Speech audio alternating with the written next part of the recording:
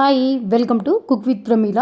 ఈరోజు రెసిపీ వచ్చేసి మరమరాలతో ఒక మంచి స్నాక్ రెసిపీ మీతో షేర్ చేస్తున్నాను. మరమరాలతో స్నాక్స్ను ఎన్నో రకాలుగా తయారు చేసుకోవచ్చు. ఒక్కసారి ఈ విధంగా చేసుకొని తిన్నారంటే మళ్ళీ మళ్ళీ చేసుకొని తినాలనిపిస్తుంది, అంత బాగుంటుంది. ఫ్రెండ్స్, మరమరాలతో స్నాక్ రెసిపీ ఎలా తయారు చేసుకోవాలో వీడియోలోకి వెళ్ళి చూసేయండి. ఫ్రెండ్స్, మరమరాలతో రెసిపీ చేయడం కోసం నేను ఇక్కడ సాల్ట్ బొరుగులు తీసుకున్నానండి. బొరుగుల్లో 2 రకాలు ఉంటాయి కదా, నార్మల్ బొరుగులు ఉంటాయి, అలాగే సాల్ట్ బొరుగులు కూడా ఉంటాయి కదా. నేను ఇక్కడైతే సాల్ట్ బొరుగుల్ని తీసుకున్నానండి. 2 కప్పుల వరకు అయితే తీసుకున్నాను. బొరుగుల్ని పక్కన పెట్టేసుకొని ఈ బొరుగుల్లోకి మసాలా పొడిని అయితే తయారు చేసుకుందాము. ఒక బౌల్లోకి ఒక 1/2 teaspoon salt, 1/2 teaspoon కారం, 1/4 teaspoon garam masala, 1/4 teaspoon chaat masala వేసుకొని అంత ఒకసారి బాగా కలిసేలాగా కలుపుకొని పక్కన పెట్టుకోవాలి. ఇలా మసాలాలన్నీ కలిపి పక్కన పెట్టుకున్నాక బొరుగులు వేయించడం కోసం స్టవ్ మీద ఒక ప్యాన్ పెట్టుకొని స్టవ్ ఆన్ చేసుకున్న తర్వాత ప్యాన్లోకి బొరుగులు వేసుకొని మీడియం ఫ్లేమ్లో బొరుగులను ఒక 3-4 నిమిషాలు కలుపుతూ వేయించేసుకోవాలి. బొరుగులను ఇలా వేయించుకోవడం వల్ల బొరుగులు అనేది మెత్తగా లేకుండా క్రిస్పీగా అవుతాయి. మంట మీడియం ఫ్లేమ్ పెట్టుకొని కంటిన్యూగా కలుపుకుంటూ వేయించుకోవాలి.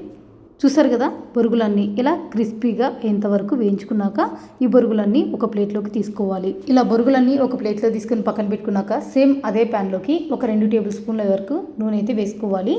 నూనె వేడవగానే ఇందులోకి ఒక చిన్న కప్పు పల్లీలు అయితే వేసుకోవాలి. పల్లీలు వేసుకొని మంట సిమ్లోనే పెట్టుకొని ఈ పల్లీలన్నీ బాగా క్రిస్పీగా అయ్యేంత వరకు వేయించేసుకోవాలి. మీరు కావాలంటే ఈ పల్లీలను డీప్ ఫ్రై చేసుకొని అయినా తీసుకోవచ్చు. నేను ఇక్కడ డీప్ ఫ్రై చేయకోకుండా కొద్దిగా నూనెలోనే ఇలా పల్లీలన్నీ ఈ విధంగా ఫ్రై చేసుకుంటున్నాను. పల్లీలన్నీ బాగా క్రిస్పీగా అయిపోయి కాస్త కలర్ కూడా చేంజ్ అయిపోయినాయి. ఇప్పుడు వీటిని ఒక ప్లేట్లోకి తీసుకొని పక్కన పెట్టుకున్నాము. తర్వాత అదే ప్యాన్లోకి ఒక 8 వరకు పచ్చిమిరపకాయలు అయితే వేసుకొని మంట సిమ్లోనే పెట్టుకొని ఈ పచ్చిమిరపకాయలు కూడా దూరగా వేయించేసుకోవాలి. కొన్ని పచ్చిమిరపకాయలు కారం ఎక్కువ ఉంటాయి, కొన్ని కారం తక్కువ ఉంటాయి, కాబట్టి వాటిని బట్టి పచ్చిమిరపకాయలు తీసుకుంటే సరిపోతుంది. నేను తీసుకున్న బొరుగులకి ఈ పచ్చిమిరపకాయలు అయితే కారం కరెక్ట్గా సరిపోయినాయి. పచ్చిమిరపకాయలని ఇలా బాగా వేయించుకున్న తర్వాత ఇందులోకి పుదీనా, కొత్తిమీర కూడా వేసుకొని ఒక్క సెకండ్ ఇలా కలుపుతూ ఫ్రై చేసుకోండి, సరిపోతుంది. పచ్చిమిరపకాయలు, పుదీనా, కొత్తిమీర ఈ విధంగా బాగా వేయించుకున్న తర్వాత వీటిని ఒక ప్లేట్లోకి తీసుకొని పక్కన పెట్టుకోవాలి. అదే ప్యాన్లోకి కొద్దిగా కరివేపాకు కూడా వేసుకొని క్రిస్పీగా అయ్యేంత వరకు ఫ్రై చేసుకున్న తర్వాత ఒక ప్లేట్లోకి తీసుకొని పక్కన పెట్టుకోవాలి. తర్వాత మిక్సీ జార్లోకి పచ్చిమిరపకాయలు, పుదీనా, కొత్తిమీర ఫ్రై చేసుకున్నాం కదండి, వాటిని వేసుకున్న తర్వాత ఇందులోకి 1/2 చెక్క నిమ్మరసంని పిండేసుకోవాలి. ఇలా నిమ్మరసం అంతా పిండుకున్న తర్వాత ఇదంతా బాగా మెత్తగా మిక్సీ పట్టుకొని తీసుకోవాలి. చూసారు కదా, ఈ విధంగా మెత్తగా మిక్సీ పట్టుకున్నాము. మనకి ఇక్కడ గ్రీన్ చట్నీ అయితే రెడీ అయిపోయింది, పక్కన పెట్టుకుందాము. తర్వాత ఒక బౌల్లోకి ముందుగా వేయించి పెట్టుకున్న బొరుగులు అయితే వేసుకోవాలి. ఇందులోనే మసాలా పొడి కూడా తయారు చేసుకున్నాం కదండి, ఆ పొడి కూడా వేసుకోవాలి.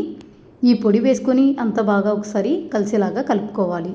ఇలా అంతా బాగా కలిసేలాగా కలుపుకున్న తర్వాత ఇప్పుడు ఇందులోకి మనం ముందుగా తయారు చేసి పెట్టుకున్న గ్రీన్ చట్నీ కూడా ఉంది కదా అండి, ఆ గ్రీన్ చట్నీ కూడా వేసుకొని ఈ బొరుగులకి అంత బాగా కలిసేలాగా కలుపుకోవాలి.